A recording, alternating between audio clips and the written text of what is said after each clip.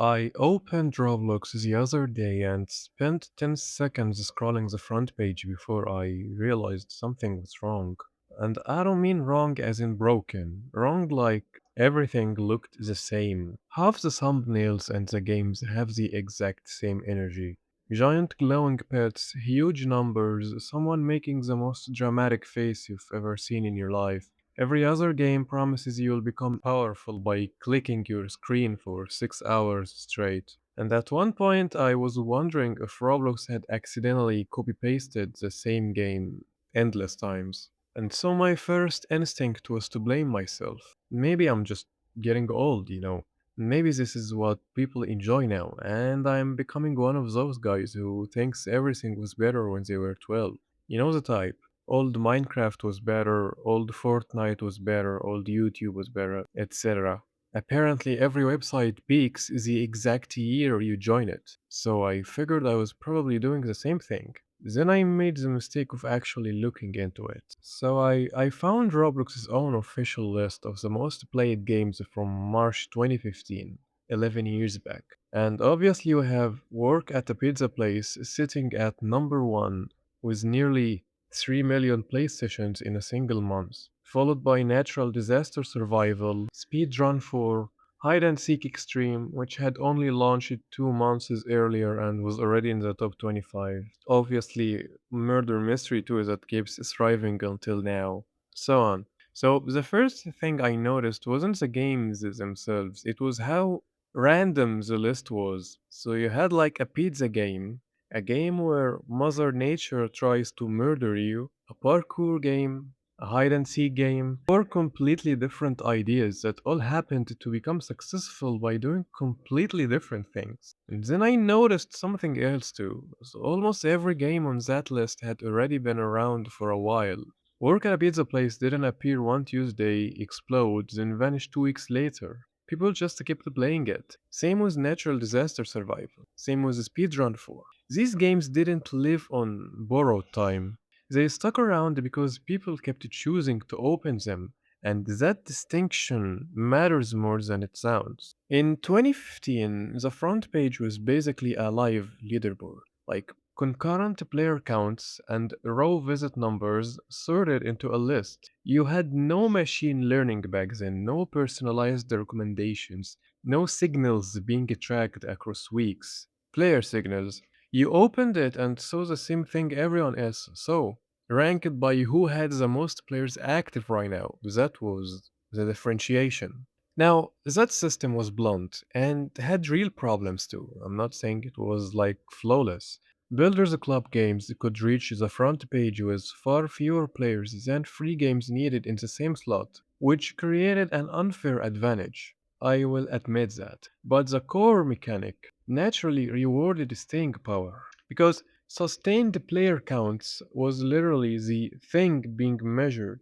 You couldn't game it with a 1 week spike. The games at the top had to keep earning their position every single day. Then Roblox grew, and as it grew, it built a more sophisticated recommendation engine. Personalized, algorithmic, whatever. And at that time, things quietly started going wrong.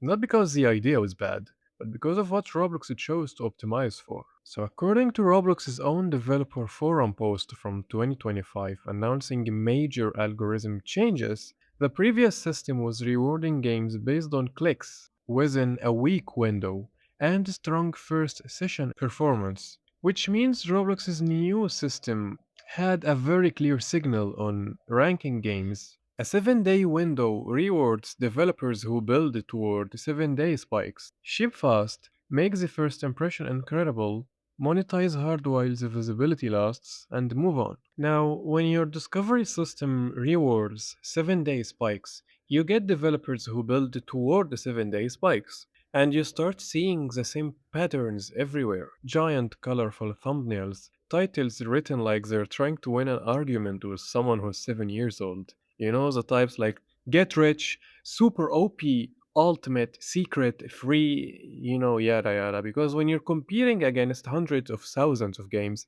being interesting isn't enough to win a player base. You have to be impossible to ignore. And this is what caters to kids now. Then there is the first 5 minutes, the most important part of any modern Roblox game. If someone joins and leaves immediately, the algorithm sees that as a bad sign. So games became engineered specifically around the first impression. You don't slowly discover the game anymore. It introduces itself like a salesman who knows you only have 30 seconds before you walk away. Here's a reward, here's a pet, here's a free item, here's a spinner, here's another spinner, and suddenly your game inventory looks like you robbed a warehouse. Giving you so much stuff means you're gonna stay because it's being generous, right? No. And here's where Roblox started feeling different. Not because rewards are bad. Rewards are fun. Everyone likes unlocking things. The problem is when the reward becomes the entire game. You stop playing because the experience is entertaining and you start playing because you don't want to lose your progress. A lot of modern games are built around a grind loop. You start small, collect something, upgrade, unlock the next area, repeat, rinse and repeat. And there is nothing automatically wrong with that. But the difference is, in games like Work at a Pizza Place, progression was a bonus. The actual reason you played was because funny things happened. Your friend crashed the delivery car, someone burned the order, the restaurant descended into chaos. The memories were the game, the memory itself.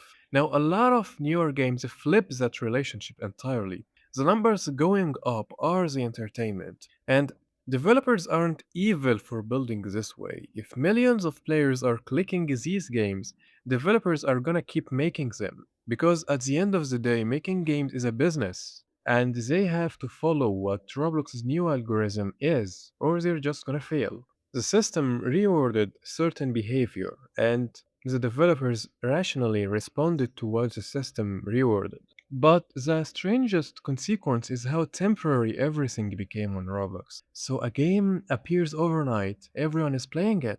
YouTube is full of videos about it. It's a trending, your friends are talking about it, and then 3 weeks later everyone has moved on and nobody remembers the name. Meanwhile, some older game is just sitting there quietly surviving with no trend, no constant hype, just people returning because they actually like being there. So, in 2025, Roblox finally acknowledged this publicly.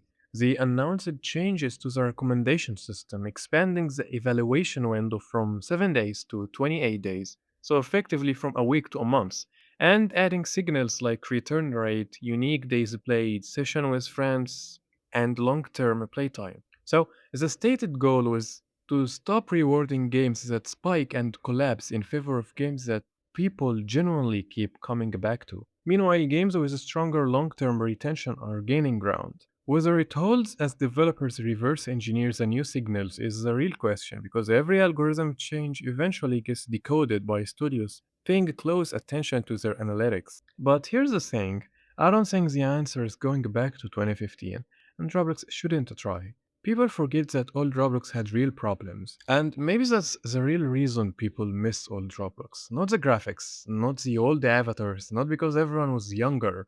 People miss the feeling that anything could show up. You could click a random game and have no idea what you were about to experience. Sometimes it was amazing, sometimes it was terrible, sometimes it was someone's first Roblox studio project with 3 toolbox models and a broken teleport button, but it felt like someone made it because he had an idea.